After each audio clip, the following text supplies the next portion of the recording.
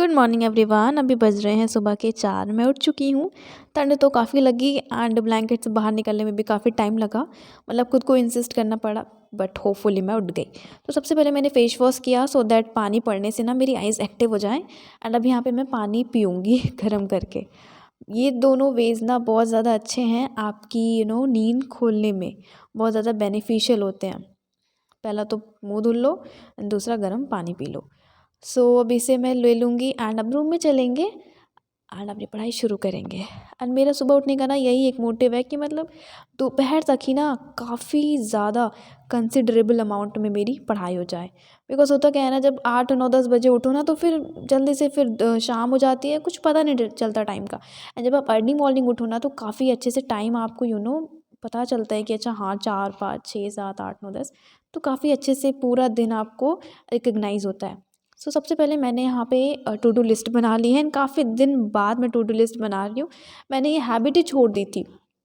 Actually होता क्या था ना, मैं मतलब अपने माइंड में सोच लेती थी कि आज थ्रू आउट द डे मुझे ये करना है, मैं कर भी लेती थी। तो इसलिए मैं लिखती नहीं थी, बट आई थॉट चलो ठीक है लिख लेते हैं सो दैट मेरे पास ना एक रिकॉर्डेड फॉर्म में रहेगा कि हाँ मैंने जनवरी में इस दिन को ये चीज़ें की हैं। तो ये भी इंपॉर्टेंट ही होता है। सो टू डू लिस्ट बनाने के बाद मैं अब यहाँ पे स्पेक्ट्रम पढ़ रही हूँ और स्पेक्ट्रम करना सबसे पहले रिविज़न करूँगी जो मैंने लास्ट डे पढ़ा था। बिकॉज़ ये बुक भले छोटू सी है बट ये काफ़ी ज़्यादा बल्की है एंड मुझे तो टफ भी लगती है। मतलब एकदम डायरेक्ट आपको समझ में नहीं आती, आपको यूट्यूब का हेल्प लेना पड़ेगा। आई मीन वीडियोज़ का, लेक्चर्स का, नहीं तो नहीं समझ में आता है। सो इतने मुश्किल से समझो ना तो फिर ऐसा लगता है दूसरा चैप्टर शुरू करने से पहले पहले एक बार रिविज़न ज़रूर कर लो सो दैट चीज़ें भुला ना जाएँ।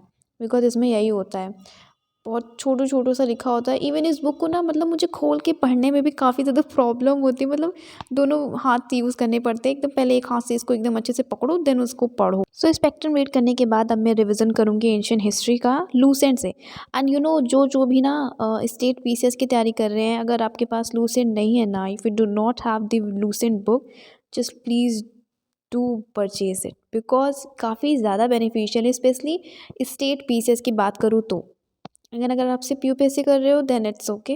इस बुक का इतना कोई रोल नहीं है यूपीएससी में, बट स्टेट पीसीएस में इसका रोल काफ़ी ज़्यादा है। इसलिए इस बुक को मैं काफ़ी ज़्यादा प्रेफर करती हूँ। जैसे नोट्स तो मैंने एंशिएंट हिस्ट्री के बना रखे हैं और स्टिल रिवीजन के लिए मैं इसे यूज़ करती हूँ। काफ़ी अच्छे वे में एकदम शॉर्ट पैराग्राफ्स में पॉइंट वाइज दिया हुआ है। तो अब बारी है करंट अफेयर की। एंड यहाँ पे मैं करंट अफेयर कर रही हूँ तो उसमें ना कुछ कोट्स बताते हैं सबसे पहले। तो मैं उस कोट्स को अलग डायरी में लिखती हूँ एंड देन उसके बाद जो भी कंटेंट होता है वो ये अपनी करंट अफेयर वाली कॉपी में, आई मीन अभी तो ये रफ है तो मैं इसमें लिख लेती हूँ। एंड कोट्स मुझे काफ़ी ज़्यादा एक आपकी मोरालिटी को भी काफ़ी अच्छा करता है। एंड कोई सा भी कोट्स कब काम आ जाए वी डोंट नो। स्पेशली ऐसे में हो सकता है या फिर मान लो आंसर राइटिंग में हमें कभी कोई चीज़ कोट करनी है, एथिक्स हो गया तो एथिक्स के पेपर में, इसलिए कोट्स काफ़ी ज़्यादा इंपॉर्टेंट रोल प्ले करते हैं। इसका लिखना भी चाहिए हमें। तो मुझे ना काफ़ी अच्छा लगता है जब एडिटोरियल्स या फिर करंट अफेयर के स्टार्टिंग में कोट्स बताते हैं। एंड मैं करंट अफेयर ओनली आईएएस के प्लेटफॉर्म से करती हूँ। सो उतना करने के बाद मैंने ब्रेकफास्ट बनाया एंड मेरा ब्रेकफास्ट रेडी है। ब्रेकफास्ट करने के बाद फिर अगेन मैं पढ़ने आ गई एंड आज मौसम भी काफ़ी ज़्यादा ठीक है। आज 26 जनवरी है, बिल्कुल क्लियर स्काई है एंड काफ़ी ज़्यादा अच्छा मौसम है। उतनी ठंड भी नहीं है, सुबह में थी अभी तो बिल्कुल भी नहीं है। सो अब यहाँ पे मैं नोट्स बनाऊंगी। तो सबसे पहले मैं ना प्रीवियस ईयर क्वेश्चन देख रही हूँ कि कैसे कैसे क्वेश्चंस आए हैं। मतलब जिस भी टॉपिक पे मुझे नोट्स बनाना है उसका एनालिसिस कर रही हूँ सो दैट उसी के बेसिस पे नोट्स बनाऊँ। And so what I used to do is, like, there is a topic liberalization, so I used to cover all the aspects of this particular topic. Like आप जैसे liberalization है तो आप इसका definition लिखो, characteristic features, advantage, disadvantage, aim, and then came on to its effect on polity, economic and social structure. मतलब सारे aspects इसके cover हों ताकि कोई भी question आए we will be able to handle that or do that. सो आज Republic Day है तो happy Republic Day to you all. And आज का वेदर काफ़ी ज़्यादा अच्छा था, एकदम कड़क धूप थी एंड एकदम क्लियर स्काई। एंड सो थोड़ा सा टाइम स्पेंड करने के बाद टेरेस से मैं नीचे आ गई एंड अभी टाइम हो रहा है 11 AM मॉर्निंग का। सो अभी मैं अगेन स्पेक्ट्रम पढ़ रही हूँ एंड अभी ये न्यू चैप्टर है। So I have decided to read 20 pages of this chapter. वैसे ये चैप्टर तो 35 पेजेस का है but I have decided to 10 to 15 भी मैं रीड्स कर लूँ ना, then it would be enough.